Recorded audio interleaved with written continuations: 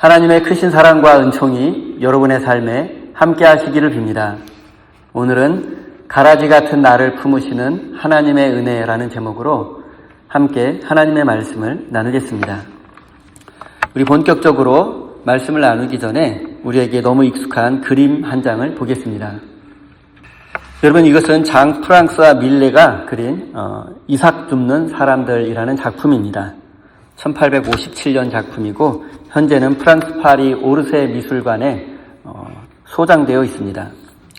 붉은 저녁 노을 아래 세 여인이 허리를 굽혀 이삭을 줍는 모습은 우리에게 지극히 평화롭고 거룩하기까지 한 농촌의 모습을 보여주는 것만 같습니다.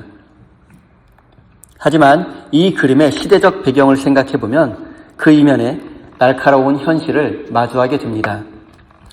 당시 19세기 프랑스는 산업혁명으로 인해서 빈부격차가 극심해졌고 전통적인 농촌 공동체는 붕괴하고 있었습니다.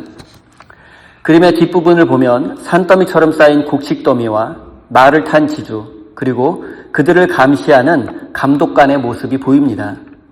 반면 앞부분의 세 여인은 수확하고 난 후에 바닥에 떨어진 이삭이라도 주어야만 생계를 이어갈 수 있는 가난한 사람들이었습니다.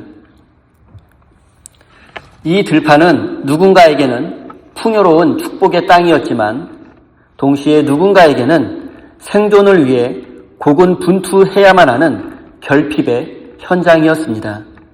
알곡과 버려진 이삭, 부유한 자와 굶주린 자가 한 들판 안에 공존하고 있습니다. 이것이 바로 오늘 예수님께서 비유로 말씀하시는 세상이라는 밭의 진실입니다. 풍요와 빈곤, 그리고 선과 악이 뒤섞여 있는 이 들판의 풍경을 기억하며 오늘 우리에게 주시는 하나님의 말씀에 귀를 기울이십시오. 오늘 본문 말씀은 소위 가라지 비유로 잘 알려진 내용입니다. 천국은 좋은 씨를 제 밭에 뿌린 사람과 같으나 사람들이 잠든 사이에 원수가 와서 곡식 가운데 가라지를 덧뿌리고 갔다는 이야기입니다. 싹이 나고 결실할 때가 되어서야 비로소 정체가 드러난 가라지를 보고 종들은 지금이라도 당장 뽑아내야 한다고 말하지만 주인은 가라지를 뽑다가 곡식까지 뽑힐까 걱정이 되어 추수할 때까지 가라지와 밀이 함께 자라게 두라고 명령합니다. 가라지는 잡초의 일종이죠. 우리는 흔히 가라지가 하나도 없는 세상, 오직 황금빛 알곡만 가득한 세상을 꿈꿉니다. 하지만 그런 세상은 우리가 발딛고 사는 이 땅 위에는 존재하지 않습니다. 실존주의 철학자 말틴 하이데거는 인간을 세상에 내던져진 존재라고 말한 바 있습니다. 우리는 우리가 선택하지 않은 환경, 즉 선과 악, 그리고 기쁨과 슬픔이 뒤섞여 있는 이 세상이라는 밭에 내던져진 상태로 삶을 시작했습니다. 이 현실은 우리가 거부할 수 있는 것이 아닙니다. 이 현실이 바로 인간의 실존입니다. 그래서 하이데거는 인간을 이 세상에 내던져진 존재라고 말했습니다. 한낮에 태양이 밝을수록 그 뒤에는 짙은 그림자가 따라붙는 것을 막을 수 없듯이 인간 세상에서 악을 완전히 제거하는 것은 불가능합니다. 제가 깨진 항아리 이야기를 하나 들려드리겠습니다. 어느 물 깃는 사람에게 항아리가 2개가 있었습니다. 그런데 그 2 항아리 중에 하나는 온전했고 나머지 하나는 금이 가서 물이 조금씩 샜습니다. 물 깃는 사람은 온전한 항아리에는 항상 물을 가득 담아왔지만 금이 간 항아리는 집에 도착하면 물이 절반밖에 남아있지 않았습니다. 그래서 깨진 항아리는 주인에게 미안해하며 다시는 자신을 사용하지 못하도록 나를 완전히 깨트려 달라고 부탁했습니다. 그러자 주인이 말했습니다. 우리가 걸어온 길가를 한번 되돌아보렴. 내가 흘린 물 덕분에 한쪽 길가에 아름다운 꽃들이 피어났단다. 깨진 항아리는 물을 온전히 담아오지 못해 미안해하고 부끄러워하고 자책했지만 사실은 그 깨진 항아리가 물을 조금씩 흘려온 그 자리에는 아름다운 꽃들이 피어 있었습니다. 우리는 금이 가고 깨진 항아리는 쓸모없다고 생각하고 제거해야 한다고 생각하지만 하나님은 금이 가고 깨진 항아리와 같은 우리를 포기하지 않으시고 이런 우리를 사용하셔서 생명의 꽃을 피우시는 분이십니다. 이것이 인간의 악함을 선으로 바꾸시는 하나님의 은혜입니다. 그리고 우리가 여기서 깨달아야 할 사실은 우리가 깨진 항아리이고 우리가 알곡이 아닌 가라지라는 사실입니다. 이것은 고통스러운 사실이지만 이것을 인정해야만 합니다. 현대의 성도들은 너무 쉽게 타인의 삶을 비난하고 부조리한 세상에 정의를 외칩니다. 하지만 우리의 내면에는 나만은 예외라는 선민의식과 은밀한 욕망이 우리 삶에 자리 잡고 있어 우리 삶의 가라지를 키우기도 합니다. 심리학의 투사 이론에 의하면 우리가 타인에게 발견하고 분노하는 가라지 같은 모습은 사실 우리 자신이 인정하고 싶지 않은 우리 내면의 어두운 그림자라고 말합니다. 그러니까 우리가 마음에 들지 않는 사람을 보고 저 사람 이게 문제고 저게 문제고 막 손가락질하고 비난하는데 사실은 그게 그 사람의 문제가 아니라 내 안에 있는 나의 문제라는 거죠. 내 안의 어두움을 직면하지 못할 때 우리는 그 그림자를 타인에게 더 씌워 그를 악마화시키곤 합니다. 우리는 가라지 같은 사람을 마주하거나 가라지 같은 세상을 경험하게 되면 비난하고 비판하지만 어쩌면 그 가라지가 바로 우리 자신일 수도 있다는 사실을 잊지 말아야 합니다. 아니, 사실 대부분은 우리가 그 가라지인 경우가 많습니다. 우리는 그동안 누군가를 가라지로 낙인 찍어 그를 공동체에서 쫓아내고 제거하는 것이 정의라고 믿어 왔습니다. 저 사람만 없으면 우리 회사가 더 성장할 수 있는데, 저 사람만 다른 교회로 가면 우리 교회는 더 평화로워질 수 있는데, 이런 생각과 마음으로 누군가를 따돌리고 외면하고 상처를 주었던 적이 있지는 않습니까? 어쩌면 나로 인해서 누군가 밤새 눈물을 흘렸을 수도 있고 또 누군가는 교회의 발걸음을 끊었을 수도 있습니다. 사랑하는 성도 여러분, 우리가 타인을 가라지라고 낙인 찍고 정죄했던 그 어리석음을 회개해야만 합니다. 내가 정의라고 믿고 행했던 행동이 누군가에게는 씻을 수 없는 아픔과 상처가 되었음을 깨달으십시오. 그리고 우리 안에 알곡과 가라지가 공존하고 있음을 겸허히 받아들여야만 합니다. 그래서 이제는 우리가 심판자가 아니라 주님의 은혜가 필요한 죄인의 자리로 돌아가야만 합니다. 이제 만약 우리가 그 밭에 주인이었다면 어떻게 했을지에 대해서 한번 생각해 보겠습니다. 아마도 우리는 경제적 효율성과 관리의 편리함 또는 이익의 극대화를 위해서 즉시 잡초의 일종인 이 가라지를 제거하기 위해서 제초제를 뿌렸을 것입니다. 종들에게 가라지를 모두 뽑으라고 명령했을 것입니다. 종들은 주인의 밭에서 자라고 있는 가라지를 발견하고 주인에게 뽑아낼까요? 제거할까요? 제초제를 왕창 뿌릴까요? 얘기했습니다. 그리고 이 질문은 쓸모없는 것은 제거해야만 한다는 현대의 자본주의의 냉혹한 논리가 담겨 있습니다. 그리고 정말 안타까운 것은 이 시대의 교회들조차 이 냉혹한 자본주의의 논리에서 예외가 아니라는 사실입니다. 많은 교회와 목회자들이 효율성과 성과를 과도하게 추구하다 보니 교회의 성장과 운영에 도움이 되지 않는 성도들에게는 관심을 줄이고 교회에 도움이 되는 성도들에게는 집중합니다. 여러분, 그런데 한번 생각해 보십시오. 교회의 운영에 도움이 되지 않는 성도들이야말로 하나님의 은혜가 절실히 필요한 사람들입니다. 그런데 교회와 목회자들이 자본주의 논리에 매몰되어 이런 성도들을 외면하고 효율성과 성장만을 추구한다면 그것을 과연 하나님의 교회라고 말할 수 있겠습니까? 교회가 숫자의 논리, 성공의 논리에 매몰될 때 그것은 이미 하나님 나라의 교회가 아닙니다. 하나님 나라의 밭이 아닙니다. 우리는 교회를 경영의 대상이 아닌 하나님의 은혜가 가득한 곳으로 만들어 가야 합니다. 주인의 입장에서는 가라지를 처음 발견했을 때 알곡이 조금 희생되는 것을 감수하고 약간의 손해를 감수하고 가라지를 뽑아버리는 것이 합리적이고 효율적인 결정이었을 것입니다. 하지만 주인은 밀 한 알이 다치는 것을 용납할 수 없었습니다. 주인은 가라지를 뽑는 효율보다 밀 한 알을 소중히 여기는 사랑을 선택했습니다. 그리고 이 사랑은 자격 없는 자에게 주어지는 하나님의 은혜이며 가라지 같은 우리를 위해서 예수 그리스도를 십자가에 내어주신 하나님의 사랑입니다. 몇 주 전에 말씀드렸던 것처럼 그리스 신화에 프로크루스테스의 침대 이야기가 있습니다.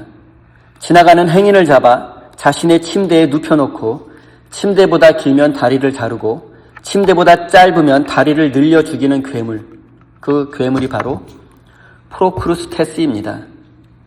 우리가 타인을 내 기준에 맞춰 재단하고 정죄하는 행위는 바로 이 프로크루스테스의 폭력과 다를 바 없습니다. 주인이 가라지를 제거하지 말고 기다리라고 한 이유는 가라지가 소중해서가 아닙니다. 가라지의 뿌리가 알곡의 뿌리, 밀의 뿌리와 서로 뒤엉켜 있기 때문입니다. 그렇기 때문에 가라지를 뽑으려다 밀까지 함께, 알곡까지 함께 뽑힐 수가 있기 때문입니다. 그리고 이것은 가라지와 알곡의 관계만이 아니라 우리 내면의 모습도 이와 같습니다. 우리 안에는 선한 모습과 악한 모습이 마치 실타래처럼 복잡하게 엉켜 있습니다. 우리는 완전히 선하지도 않고 또 완전히 악하지도 않습니다. 하나님은 우리의 완벽함을 보시는 분이 아니라 가라지 같은 우리 속에서도 자라고 있는 그 작은 밀 하나를 지키기 위해 온 세상을 참고 견디시는 분이십니다. 사랑하는 성도 여러분, 주인의 기다림은 무책임한 방관이 아니라 한 알의 밀이 알곡으로 자라기를 바라는 기다림과 사랑의 표현입니다. 사랑하는 성도 여러분, 나 같은 가라지를 위해서 예수 그리스도를 십자가에 내어주시기까지 기다려주신 그 하나님의 큰 사랑을 기억하십시오.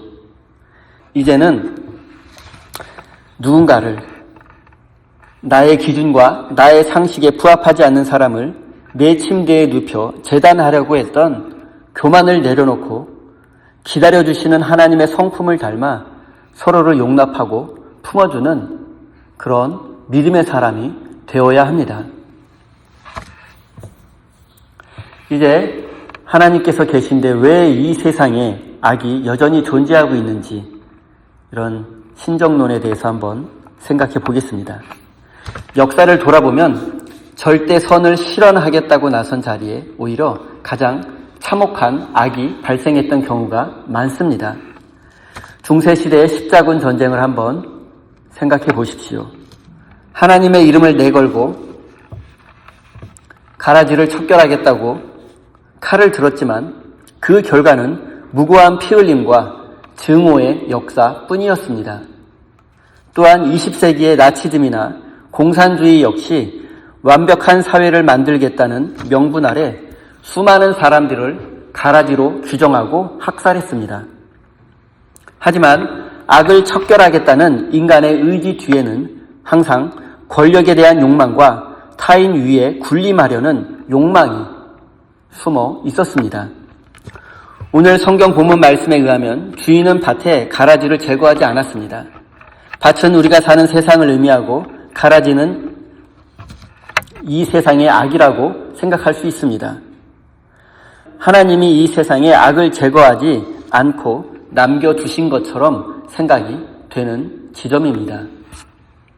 그래서 이 세상에 악이 존재하는 것이라고, 악이 존재하는 것은 바로 하나님이 악을 이 세상에 남겨두었기 때문이라고 생각할 수 있습니다. 하지만 성경은 가라지를 남겨두신 이유가 바로 추수 때가 있기 때문이라고 말씀합니다. 추수 때는 심판의 날을 상징하는데 이 세상에 가라지가 있고 또 동시에 악이 존재하지만 결국 하나님의 시간이 되면 세상의 악은 심판받게 될 것이라는 뜻입니다. 종말론적인 관점에서 볼 때 이 세상은 알곡과 가라지가 뒤섞인 채 자라는 일종의 집행유예의 공간입니다. 알곡과 가라지는 뿌리가 서로 복잡하게 얽혀 있습니다. 이것은 우리가 이 세상의 악과 완전히 분리될 수 없으며 우리 내면에도 선과 악이 공존하고 있다는 뜻입니다. 이런 점을 염두에 둔다면 하나님은 이 세상을 포기하신 것이 아니라 한 영혼이라도 더 회개하고 돌아오기를 기다리며 심판을 늦추고 계신 것입니다.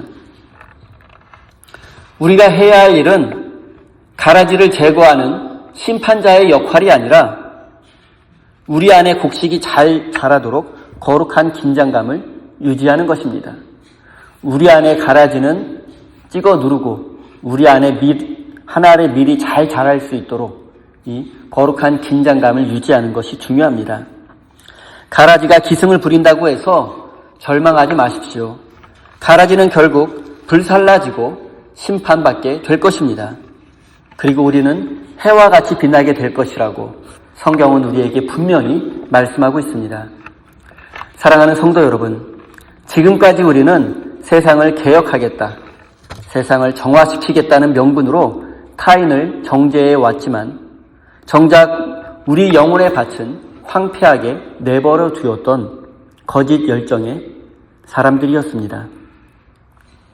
우리가 그토록 뽑아내고 제거하려고 했던 그 가라지가 사실은 주님께서 끝까지 참고 기다리시는 아직 돌아오지 않은 알곡일 수도 있음을 잊지 말아야 합니다. 이제는 우리가 심판자의 자리에서 내려와야 합니다. 그리고 하나님의 자비로운 통치에 우리의 인생, 우리의 삶을 내어 맡겨야만 합니다. 비록 우리 안에 가라지가 남아 있을지라도 우리를 포기하지 않으시는 하나님의 은혜를 신뢰하며 오늘이라는 시간을 견뎌내는 지혜로운 사람이 되어야 합니다. 그리고 우리가 기억해야 할 것이 있습니다. 그것은 하나님은 영원히 기다리기만 하는 분이 아니라는 사실입니다. 성경은 우리에게 분명히 말씀합니다. 추수할 때 가라지는 뽑아 단으로 묶어서 불태워버리고 밀은 내 곳간에 거두어 들이거라. 가라지는 불태워지고 알곡은 곳간에 들어갑니다. 이 말씀은 단순한 위협이나 공포를 주기 위한 것이 아닙니다. 누군가에게는 두려운 심판의 말씀이 될 수도 있지만 가라지가 득세하는 현실 속에서 고통받는 자들에게는 하나님의 공의가 실현되는 희망의 소식입니다. 또한 가라지 같은 세상에서 알곡으로 살기 위해 고군분투하는 자들에게는 생명의 완성이자 구원의 시작이기도 합니다. 지금 이 세상에는 알곡과 가라지가 섞여 있어 구분하기 어렵지만 추수 때가 되면 우리의 모든 숨겨진 의도와 행위가 하나님 앞에 모두 드러나고 말 것입니다. 그때 우리는 누가 알곡인지 누가 가라지인지 비로소 분명히 알 수 있게 될 것입니다. 그리고 우리는 바로 우리 자신이 이 시대의 가라지였다는 사실을 깨달아야 합니다. 이 사실을 깨달아야 비로소 참된 회개에 이를 수 있기 때문입니다. 이것은 후회나 죄책감을 말하는 것이 아닙니다.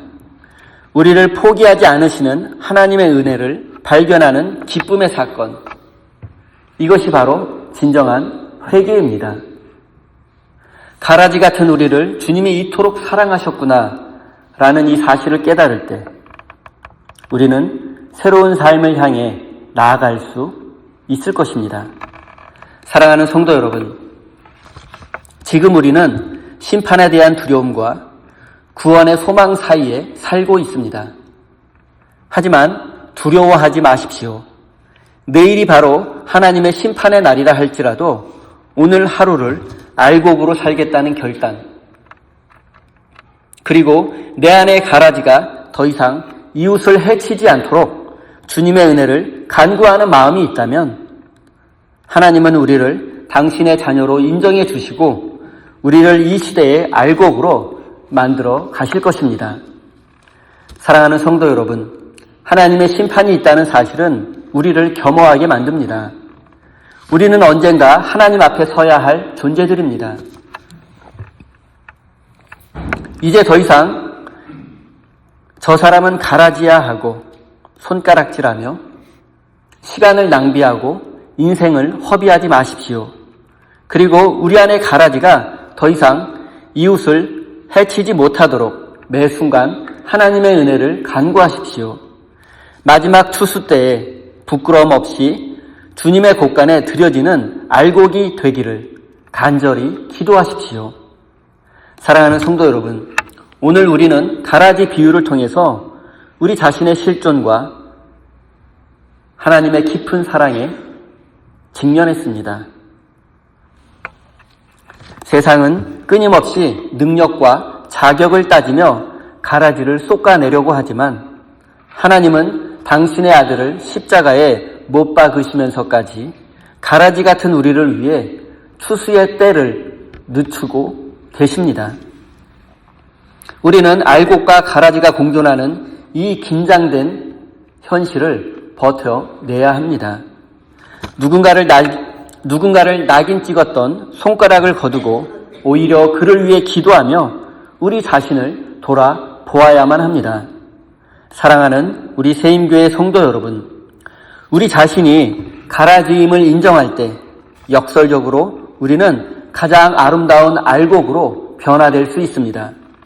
오직 하나님의 은혜만이 우리를 새롭게 할 수 있음을 믿고 우리 안에 한 알의 밀을 소중히 키워가시는 천국 백성이 되시기를 예수님의 이름으로 축원드립니다.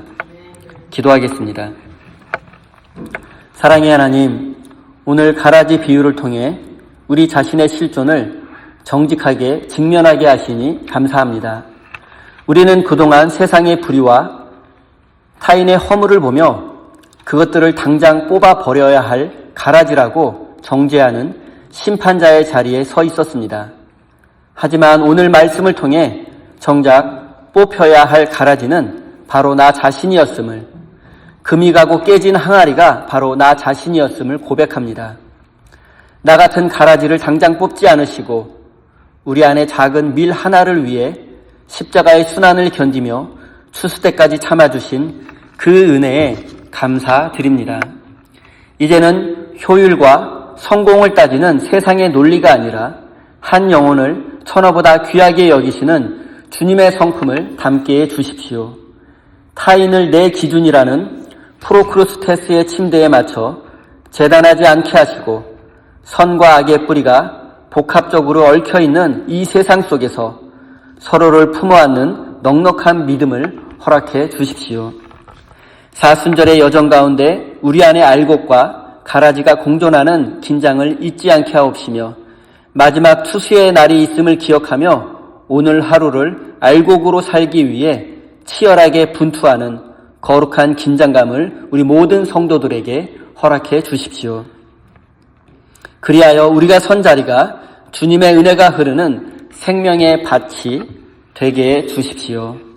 사랑의 주님, 주님께서 우리에게 맡겨주신 것 중에 일부를 감사하는 마음으로 드립니다. 이 예물이 세상의 냉혹한 자본주의의 논리가 아닌 오직 하나님의 자비와 사랑이 필요한 곳에 거룩하게 사용될 수 있도록 인도해 주십시오. 우리 세임교회가 이 예물을 통해 가난한 이웃과 사회적 약자들의 눈물을 닦아주는 사랑과 나눔의 공동체가 되게 해주십시오. 예물을 드린 손길마다 하늘의 평화와 일용할 양식을 풍성히 채워주시며 우리의 모든 삶이 오직 주님의 은혜로만 살아가는 복된 인생이 되게 해주십시오. 우리를 끝까지 참아주시고 구원하신 예수 그리스도의 이름으로 기도드립니다. 아멘.